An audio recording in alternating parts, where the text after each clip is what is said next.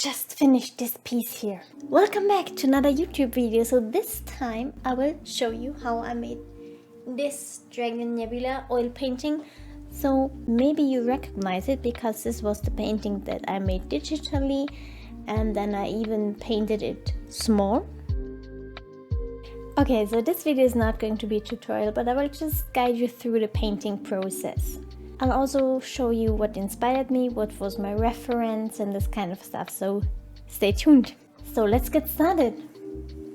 As I already mentioned, I painted this Dragon Nebula already twice, so I thought it would be easy to paint it a third time.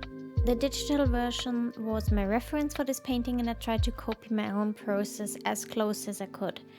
But that's not that easy because drawing digitally and painting with oils, it's such a difference, so I couldn't quite paint exactly like I did digitally. Also, my smaller oil painting was not quite a good reference as it was just too small and had far less details to orientate on. The first thing I did was drawing the sketch with pencil. Then I made the underpainting by coloring the canvas with a thin layer of dark blue acrylic paint, just as thin as I was able to see my sketch. After that, I traced my sketch with a white acrylic marker to get back my basic shapes. I applied another thin layer of dark blue oil colors just right around the dragon. And at the bottom I added more green and white to the blue so I get a nice transition.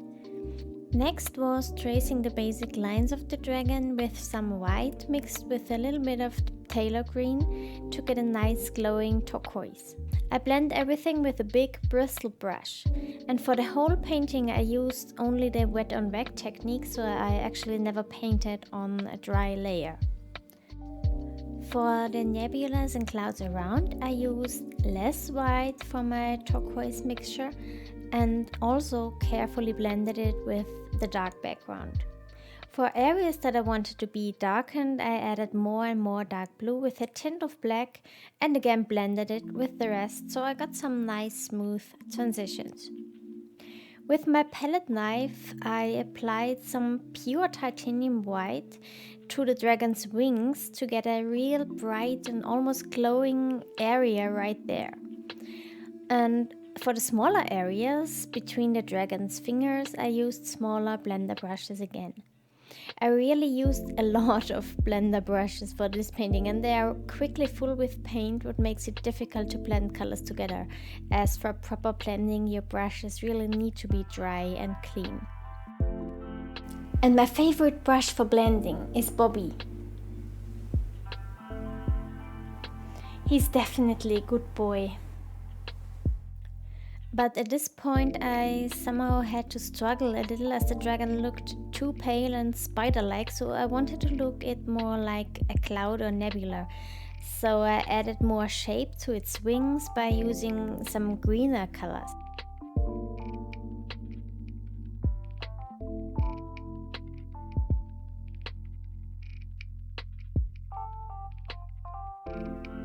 I repeated the blending process again, and it ended up looking more like a dragon with proper wings.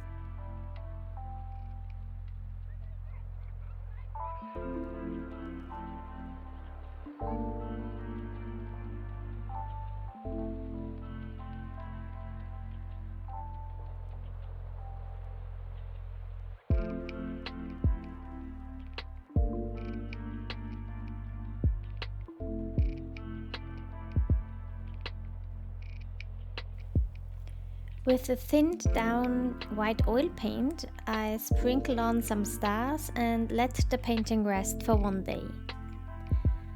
But I somehow was not happy with the result, and so I added more darker areas in between and took my 1-year-old painting of the Horsehead Nebula as a reference instead of my digital Dragon Nebula. So this means there had to be far more white lines and green tones.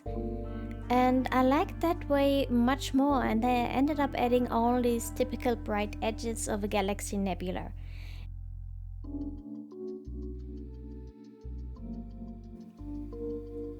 And with a super small brush I added some really crispy pure white edges, so I think it's more like a real galaxy nebula.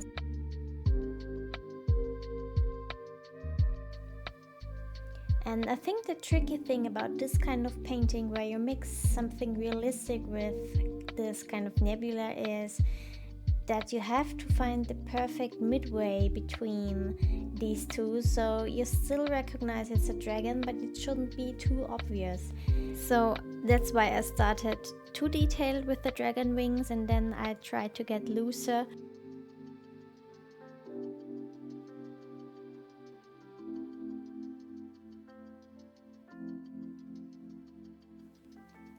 And here and there was enough space for some bigger glowing stars or even a little galaxy. And again, I carefully blended all the white lines with my big brush to achieve the effect of real bright glowing light.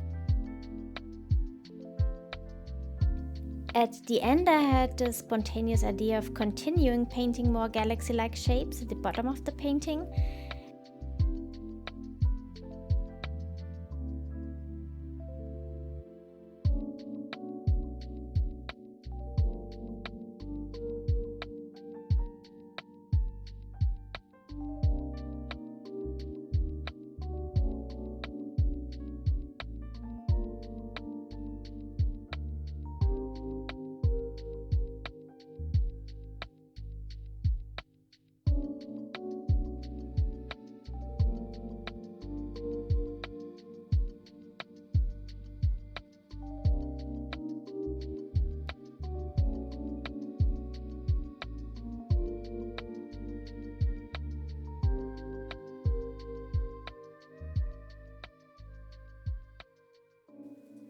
Yes, so at the end I'm pleased with the result, and I'm really glad that I added all these tiny little details and crispy clouds, edges, galaxies, and this kind of stuff to the painting.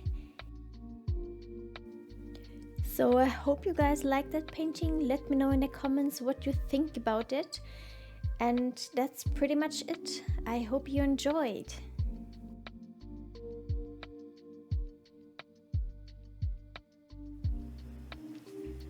So thanks a lot for watching. I hope you enjoyed that video, and if you did, then please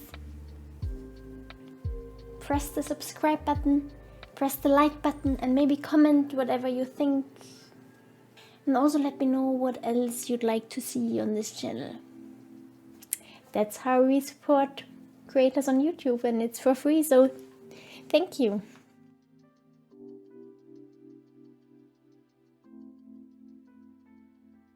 Because this is...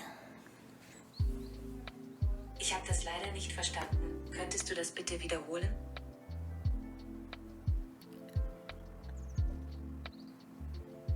Okay.